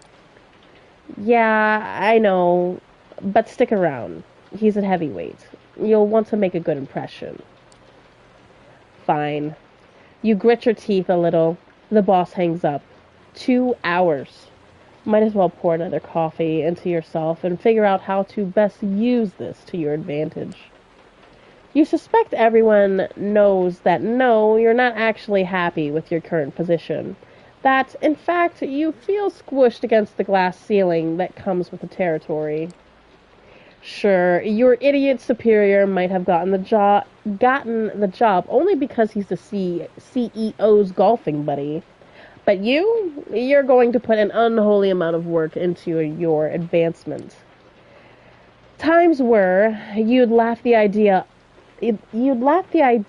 of staying at the office until 9 p.m. You had a partner to go home to, the nightly Netflix and chill ritual to perform, complete with pizza or Chinese takeout. Ever since you moved up the ladder, though, your hours have only gotten longer. Food, mostly at the company cafeteria, sometimes takeout, always in a rush. You praise the heavens for your crazy metabolism and dread the day it finally decides to give up. Rest? At this point, the cleaning lady who takes care of your apartment probably spends more time in your bedroom than you do. You flash back to your boss quoting Shakespeare to impress his new, extremely attractive, and uncomfortably young secretary. For some might watch while some must sleep, so runs the world away. Drinks, mostly with colleagues, but they all pretty much hate you at this point. Another flashback. This time, the most profitable quarter in the company's history. Still, the board decided that layoffs were in order. Your boss didn't feel like letting people know in person, so he passed that privilege on to you. Gotta hand it to him. He always knew how to pick his battles. But maybe, just maybe, tonight is the night it's all going to change. You decide to play the good looks angle. Nothing too slutty. You leave your blouse slightly unbuttoned. Check if your ass looks good as you remembered it in your pencil skirt. Mirror says yes. It's not something you're proud of, but you've become too jaded to care. Knowing your luck, the investor is going to be one of two types. A self-obsessed Musk wannabe in his 20s, or a fat old pervert drenched in cologne. You hear the elevator ding. Time to get this show on the road. You take one final look in the mirror and fix your hair as the footsteps echo across the empty hallway. The man who approaches your office is not what you expected. He's slick, to be sure, but he seems to be a bit more refined than your usual company man. Expensive suit, matching tie and shirt, confident in his stride, surprisingly good-looking. Oh, really? Good evening. I hope this unforeseen visit isn't too much of an inconvenience. God, that voice. You're taken back by how smooth and strong it is, and his eyes, steel blue, cold, intense. He's all business, professional, treats you in a manner that's appropriate to your stature. When he speaks, he actually looks you in the eye and not at your cleavage. He asks some questions about your work, tells you how he noticed your input after talking to the CEO, another golfing buddy, and comes charmingly close to calling your boss an incompetent doofus. All the while, you try to guess his accent, but can't quite place it. European, sure, but where from? I know I've kept you long enough, but would you like to indulge me and join me for a drink? Of course. For a minute there, it seemed like he wasn't that kind of guy. But what the hell? You go with it. He seems nice enough. Besides, it's not like you have other plans. Ooh. The investor has a limo waiting downstairs, and the driver... Wait a minute, I've seen this place before. The investor has a limo waiting downstairs, and the driver takes you to a high-end restaurant in Williamsburg. A seat is waiting for you in the deluxe lounge. It's just the two of you. You talk about this and that. Your companion seems to have a knack for history. So, tell me, what would you do if you had full control of the company? You almost choke on your wine. This is your chance. You say what's been on your mind for months, but hide it behind a veneer of professional chorobabble. Refocusing, listening to your instincts for once. Reconstructing, kicking out your boss. Aggressively pursuing new markets. Getting the hell out of all these horrible... Getting the hell away from all these horrible people. He likes the sound of that. He leans forward. His eyes flash with intensity and something else. A strange emotion that wasn't there before. Oof, God, that scares me. I'm not gonna lie. You'll do just fine. His words echo inside your head as you black out. Oh no, here it goes. You wake up, God only knows how much later. As you try to piece together what happened, you hear a familiar voice. The investor, or whoever the hell he is talking to someone. You suddenly recall snippets, fragmented memories. His sapphire eyes intently locked with yours. His teeth suddenly longer and sharper. And something else. A feeling on your neck that takes you back to your last orgasm. A company trip to Florida. A sweaty room. The cutie from HR who doesn't work there anymore. And then darkness. Yes, I'm done here. Consider my debt repaid. The investor pushes the other figure aside and walks away from the lounge, barely bothering to look at you. The door locks behind him. Some time passes before you find the strength to get up from the couch. You touch your lips. Blood. Did that asshole hit you? You try to stand up, but your head is pounding and your stomach is like a heavy knot, pulling you down. You didn't have that much to drink. He must have spiked your wine. This is bad. You frantically check your clothes. Pristine. Doesn't make any sense. All of a sudden, a feeling hits you unlike anything you've ever felt before. You fall to the floor, writhing in all-encompassing pain and... hunger. The kind that makes your insides burn. That cannot be denied. You try to calm yourself down with a breathing exercise they taught you at some bullshit mindfulness course. That's when it hits you. You're not breathing. And holy shit, your heart should be jumping out of your chest with that realization. But it's not moving, not even a beat. The door unlocks. You hear a startled voice. A young man in a waiter's outfit, his accent thick with a Eastern European harshness, leans over you and asks if you are all right. For a brief moment, you wonder what the hell he's doing here. Everything is wrong. Then his smell reaches your nostrils. It's intoxicating. Everything feels right again.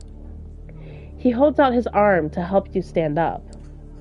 You grab it, firmly, with both hands, and then you bite down.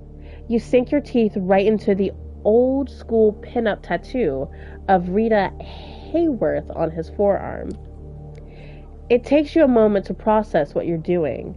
A part of you wants to break away, but a stronger voice implores you to keep drinking. One thing becomes clear. You are definitely enjoying this. He only struggles a little, but quickly falls to his knees. You can see his eyes now, pale blue and confused. You only bring yourself to let him go once he collapses onto the floor. Oof. Your bite leaves a mess on his forearm. Poor Rita. All bloodied, missing half her face. Did you just drink this guy's blood? You spit out a piece of torn flesh. That's a... Why? Where? What was in that fucking wine? Barely able to focus, your heart and your lungs still motionless, you reach for your phone and dial 911. 911 operator, what's your emergency? My heart stopped. I can't breathe. I killed somebody. Well, this is awkward. Oh my goodness. But let me see. Same Amy, he's hot. Wait. Hold on. Excuse me. Didn't I hear you say your husband plays Death Stranding? Yeah.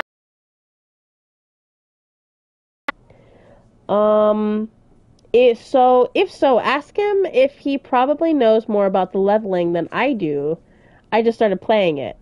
Oh boy, I think you might know more. I don't know. I've seen him, and I don't think he's gotten to the part where he's got like levitating platforms that follow him around. Oh, and when I logged into Death Stranding just about 20 minutes ago, it told me that 47 other players now appreciate me because I'm always rescuing their lost packages. Oh, that's cool, and finishing their deliveries as well. Oh, that's awesome. Yep. Wow, really, YouTube really learn how to emote, goddammit. I got the game because Norman was in it. Yeah, same Amy, he's hot. Oh yeah, he's hot. I know. That's why I like it when he goes to take a shower, and I'm like, ah! I'm like, you could do some mushrooms. Yeah, you drink that mustard. But yeah. So every so often, I mean, I don't play the game, but I saw, Tristan playing it, and it's just kind of funny. I'll just be like, oh, okay, what are you doing? What's going on? So yeah, that kind of thing. My heart stopped. I can't breathe. I think I can't breathe is probably the best one to say. I can't breathe. Ma'am, where are you right now? The door to the lounge swings open. The man who enters is not the one that brought you here, though there are some similarities. He's tall, for one, broad-shouldered, handsome, dressed in an immaculate suit. But his skin is darker, and the look on his face tells you he's not here to negotiate a deal. He notices the smartphone in your hand. Ooh, hey! It's you again! Oh my goodness. Pass me the phone if you want to live. Hello, handsome. The man's voice is persuasive, calm, but carrying clear threat. He's got the aura of a viciously efficient corporate shark. You find it hard to argue with him. Ma'am, hello? I apologize for wasting your time. My new colleague got drunk and is now trying to impress everyone with her antics. Good night. He disconnects the call and places your phone in his pocket. For whatever reason, you can barely take your eyes off the stranger. As hypnotizing as his presence is, though, it is also highly discomforting. Good evening, miss. I'm here to pick you up. Who are you? Pick me up. Call an ambulance! Call an ambulance! I'm dying! Who are you? Who are you? I'm your guide through this perilous night. The stranger approaches the waiter and examines his body. Critical condition, but he might live. Anyway, he then sets his sights on you. I know this is all new to you, but I've dealt with hundreds of strays like you, and going by experience, they tend to fall into two categories. First, there are the smart ones who carefully obey my every word and don't try to pull off anything stupid. I always get them where they need to be, safe and sound. And then there are the dumb ones. Sorry, my voice is changing without me wanting it to. The punks who thought they could take me on, the wise guys who tried to contact somebody secretly and without permission, the troublemakers who tried to run off or make a scene. None of them got to their destination in one piece. In fact, most of them never reached their destination at all. His voice becomes slightly bored and monotone. You can tell he's given this speech before, likely dozens of times. So you see, while I generally consider myself pretty smart, I'm also a Mets fan. It's one of my true weaknesses, one that inspired me to come up with the three-strike system while dealing with pups like you. If you get on my nerves once or twice, well, I understand. Not all of us perform well in stressful situations. But cross me 3 times and you're out. No excuses, no forgiveness, no mercy. As he's talking, he slowly approaches you, adding a bit of theatrical swagger to his walk. Eventually, he leans in, deliberately invading your personal space. You realize it's a test. He's daring you to do something about it. 3 strikes and you're out. Say, I understand, sir. Now.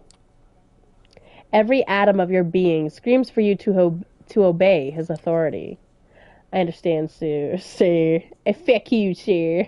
What are you even talking about? Oh my goodness. Do I want to be as obedient as my last character? I think... I don't want to say I understand. I would just be like, what are you even talking about? Like, what are you? Can you please just tell me what's going on? No. I thought I made myself clear. Strike 1. Moving on. Is there anyone you'd want to inform in your current situation? Tell them you're alright. He flashes his fangs briefly, but for some reason the sight sends a chill down your spine. There's something very wrong about him. Someone closest to you? My boss. There's no one. I'd rather not answer. Ha! I mean, my boss isn't close to me. I don't know if I'd really want to tell my boss. So, there's no one. No, I don't have anyone. The stranger squints at you. No family, no lover, no friends. Nothing. A job. Your blank stare tells him the whole story. He immediately stops prying and gives you something even worse than a look of pity. A look of honest compassion. Oh, okay. Compassion, eh? Well, that makes things simpler. But let me be crystal clear, just in case. From this point on, you are subject to different laws than the ones you grew up under, and you'll be watched by many eyes to ensure these laws are respected. You are forbidden from letting anyone you know you're still alive. You are forbidden from showing your face anywhere where they know you. If anyone comes looking for you, it's over for you and them. That practiced tone again. You put on your poker face and listen in silence. So unless you want your boss to end up at the bottom of the Hudson, I suggest you cooperate. Don't tempt me. He smiles, revealing his fangs again. There's something absolutely sickening about it. Suddenly, you feel overwhelmed by a sense of exhaustion. You pass out. When you regain your senses, you find yourself in the stranger's arms. The man is holding you as you would a spouse who's had a little too much to drink. You try to break free, but he holds you close and gives you a cautioning look. Only when you cease your struggling does he let you go. Only now do you notice the change in scenery. You find yourself in a fancy lobby, right next to the elevator. The place is virtually empty, save for a single concierge and some cleaning staff. Your companion gestures at the concierge as you pass, and he picks up the phone. The elevator arrives, the door opens, and the man motions towards the cabin. After you. I'm gonna scream. I'm not going anywhere. Where are we going? Oh, we're a little hesitant, are we? Where are we going? Where are we going? To a safe place. That's all you need to know. Trust me, you don't want to make this difficult. Just get in. Call for help. Demand to be let go. Step inside the elevator. Help! Help! No, we don't want to get on his bad side. Besides, he has a little bit of compassion for us. Let's see. Step inside the elevator. Sure. Going against your instincts, you enter the cabin. Smooth jazz is playing over the speakers as the elevator starts its descent. You are dazed, panicky, but somehow locked in place.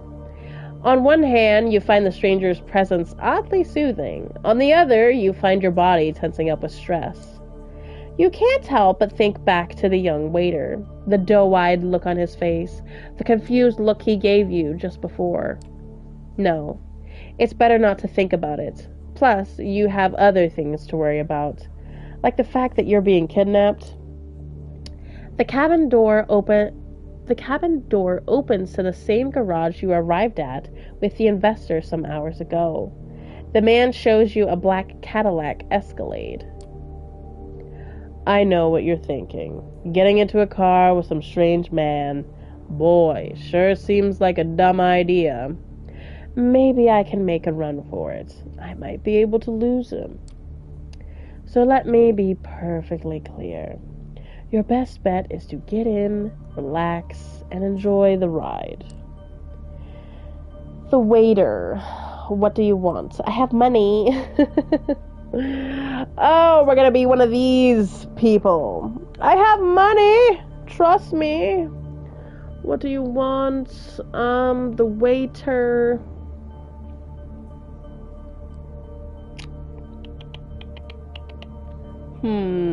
I'ma just say, what about the waiter boy? Do you think the waiter upstairs, is he going to be alright? Yes. You look him in the eyes and can immediately tell he's lying. No more questions. Get in the car, please. Make a run for it. Get in the car. Run for it! No, we're not gonna run. I know. Anytime I play a game, anytime they give me an option to, be bad or naughty, I'm just like, no, I'm gonna be good. I was bad that one time, so technically I do have one strike, so I don't know, we'll see. Maybe I'll make another bad decision. Who knows? It seems like the worst idea ever, but the man's made it very clear that you have no choice in the matter. What's your name? I've got friends. No, you don't. Are you going to hurt me? I think that sounds like the most logical thing to ask. Are you going to hurt me? No. No. No. Not tonight, at the very least. Unless you make me. Oh, you're gonna hurt me? How are you gonna hurt me? He takes a glance at his expensive-looking watch. Listen, you really need to quit stalling. We're on a bit of a schedule here. The sun comes up in about 2 hours, and I don't intend to be here when it does. The sun? Schedule? What is this about? The sun? What does it matter when the sun comes up? You really don't know, do you? Good thing I got here when I did. He opens the car door and gestures toward it. You see no point in delaying the inevitable, so you get in. The car door locks behind you. The Cadillac is almost entirely dark. The side windows seem light-proof. The man gets into the driver's seat, starts the engine, and drives away without another word. How am I alive? Is this a joke? Did I die? We asking the true questions here. Maybe how am I alive? 2 hours, 103. 103? Wait, what? 103? Girl, it's not 103 in the morning? Oh my god. But 2 hours. Okay, thank you. Thank you for telling me about the 2 hours though. I mean, I'm hungry though. Like I'm hungry. um we'll see if we can finish this exchange and then I think we'll stop. So I'm gonna say, how am I alive? How am I alive? My heart, it's not beating. Aren't you in big business? What do you need a heart for anyway? I see what you did there. Listen, I realize you have many questions. Tomorrow, you will get some answers. But tonight, you need to do what I say. And right now, I need some quiet. Please. You feel too confused to protest. You stay silent for the rest of the ride, even as more questions bubble up to the surface. One of them being, did you actually kill somebody tonight? Staring out the window, you find it hard to focus and quickly lose track of where you're headed. You can only tell that you haven't left Manhattan. Another underground parking, almost featureless, empty. The car stops and the man opens the door for you. We're here. The stranger walks you to a nearby door. He opens it and motions you to get it in. Go on in, make yourself comfortable. If you get hungry, again, take a look in the fridge. I'll pick you up tomorrow and you'll get your answers. Behind the door is a small room. No windows, just a simple bed and a single light bulb hanging from the ceiling. A small fridge is humming away in the corner, accompanied by a rattling AC fan in the wall. You're leaving me here? That's not happening. Where are you going? But let's see. You're leaving me here. I think that's the best one to ask. That's it? You're just gonna leave me here? That's it. For now, at least. Look, this room is your best chance of seeing another night. I realize you've been put in a problematic situation, and it's not entirely your fault. Cooperates, and you might still make it. You will learn more tomorrow, but for the time being, get in and get cozy. He gestures inside the room. Try to escape. Step into the room. Try to escape! No, not yet. No. I mean, we still have another strike. No.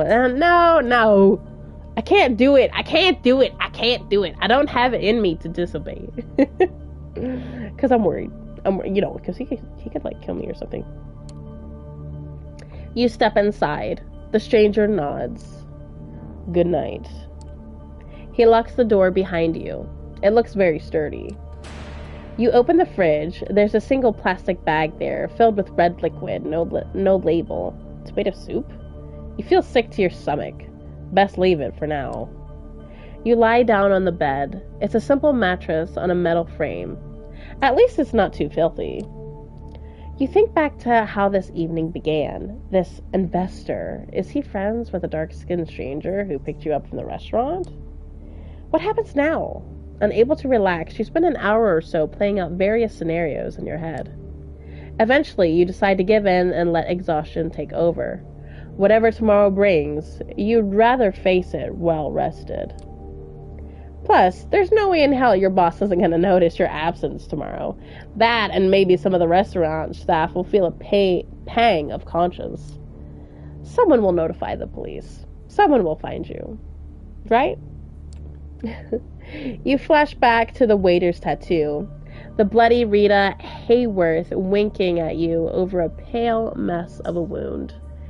You did this. You bit him, drank his blood, and it tasted good. What if you never go home again? You're so tired. Your entire body tenses up one last time, and before you know it, you drift away into oblivion. Okay. I think this is where we'll stop for now. But yes, okay, so I think we're gonna continue with this character, and kind of just like keep it like this. And hopefully tomorrow we'll be able to continue. Excuse me. I still don't feel the greatest. I'm glad that I only had to blow my nose like what, once or twice, something like that. And I didn't I didn't cough too much. Of course, as I say that, I start to cough. But anyway, come on, let's finish strong. But but anyway, I should be good enough to stream tomorrow, hopefully. So I should be here. But until then, thank you everyone that's come and gone. I really, really appreciate it. And hopefully I'll see you tomorrow. If not tomorrow, maybe another day, maybe the next day. I don't know. But either way, I'll probably won't stream as consistently come the end of October. But I don't know. I'm not 100%, but we'll see. I'll let you guys know. Just because I did have a call with my editor today, and I think I'm ready to do more editing. And I need to finish my next draft of my story before the end of the year. Or at least that's my goal. So, and my last one took me 3 months to edit. So